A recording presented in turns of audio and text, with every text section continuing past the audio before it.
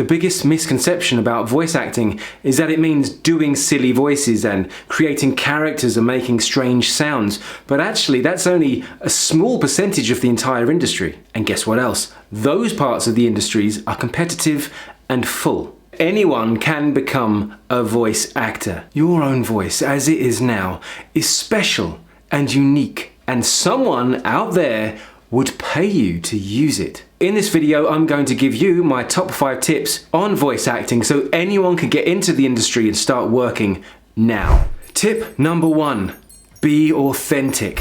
You might be reading a story, animating characters, be in a conversation or selling a product, but if we don't believe you, if we don't feel that you're authentic, then we're never going to buy into it and never going to believe the story you're telling, and that's what's important. And how can you be authentic? Stop acting. How? Talk to the microphone as if it is actually a person.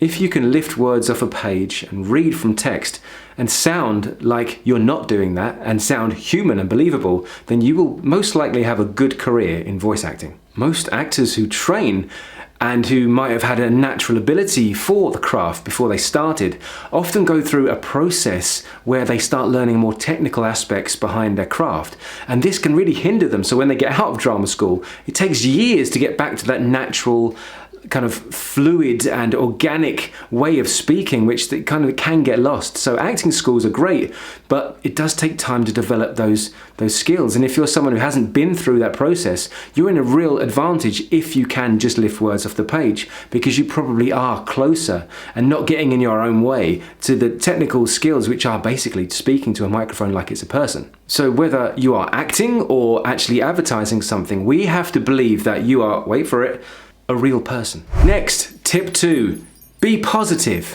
When trying to escape the daily grind, most people want to be transported away into their imaginations or into a fantasy world. If you want to work in voiceover, it's handy if you can start to learn how to sound happy, even if you might not necessarily be. But convince us of that, it's a great asset. And one way you can do that is, wait for it, smile. By simply just adding a smile to the word you're speaking is unconsciously picked up by the listener. We can hear that your cheeks are lifted. We can hear it in the way you speak. Of course, try and stay fluid with it. If you're holding it too tight, it can sound a little different and sound a little forced. But if you just generally have a smile in your mouth, it can really transpose through the microphone into our ears as someone who's joyful. It's a useful tip to know. Another technique on this is to try and end every sentence with a slight upward inflection. Not like an Australian or one of the Kardashians, but slightly ramping up to the end of a sentence can leave us lifted, like it's gone somewhere, instead of tailing off at the end. Because tailing off at the end can be a bit depressing. And so by lifting it up, somehow we just also lift the mood up. Again, don't take my word for it, just try it out. Tip 3, be relaxed.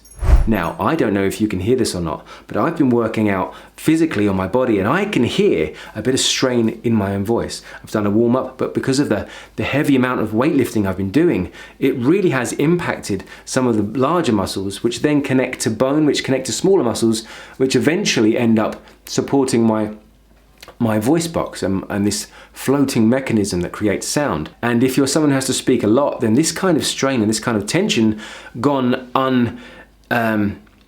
unchecked can build up and eventually cause some issues with you. So I suggest trying to find as much relaxation in your body as possible. I mean, and by this I don't mean that you don't put effort into your words, but it's really useful to try not to over-articulate them, because on the microphone it sounds a bit false and over-articulated, even if in a room with people perhaps it's not. Also, ensuring proper warm-ups and warm-downs before and after you speak, especially if on a microphone, will ensure that you will be able to be more relaxed, because everything will be warm, limber and ready to go. And on this point, not only do we really as an audience want to hear you being positive, but we also want to hear that it's not an effort for you to speak and that things do flow quite naturally. And so by doing the exercises outside of the speaking itself and building yourself up and working muscles and being warmed up and relaxed, you will just flow in such a more natural way, and it's so much easier to us to listen to.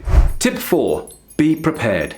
Well, this kind of naturally follows on from the last tip. And again, of course, you want your vocal instrument to be prepared and you want to be ready to speak and have everything firing so you're clear and concise and you can get over the difficult words. But the way you're going to do that not only physically is by also understanding the text. So if you are speaking or have a script you need to read in a recording booth at a studio or even at home, you want to have gone through it. You want to practice speaking it aloud. It's no good just thinking about it and going over it in your head. You have to say it aloud because you don't know if you're going to trip over certain words until you've done that. Also, you don't know where you're going to take breaths, how much pause to take. I mean, everything is made clearer just by saying things aloud. So my advice is, part of your practice is to take away the script and say it aloud until you fully understand that when you're being paid, and time is money in this industry, that when you're being paid the time to speak it, that you don't make any errors or mistakes. You can just get through it nice and simply and quickly and easily. So if they need more takes or a different delivery style, then you have time to do that. But Darren, what if I haven't been working for a while and I'm rusty and I haven't had a chance to do that? Rusty shouldn't be in your vocabulary. You need to practice yourself. Don't just wait for a job to come or for some text to be sent to you to be on top of it. Do your daily warm-ups, stay consistent with your exercises, dexterity, and also get some scripts, go through the magazines, look at books, dictionaries, and read aloud. Practice, practice, practice. The more you do that, the better you'll get. The better you get, the more work you'll get, and the more professional you'll be when you turn up. Therefore, even more work that you will get will come your way, and people will speak highly of you and recommend you. And word of mouth is still a very, very important way in this day and age still, even to get work. Proper planning and preparation prevents piss poor performance. And we don't want piss poor performance. We want well prepared, proper pronunciation. Tip 5, never be late.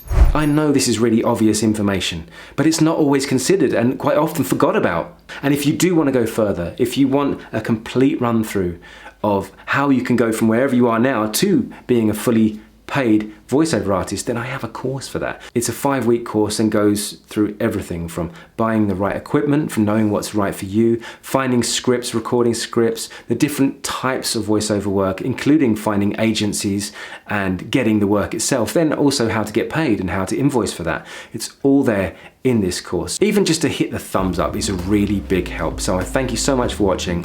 My name is Darren McStay. This is Improve Your Voice, and until the next time, look after your voice.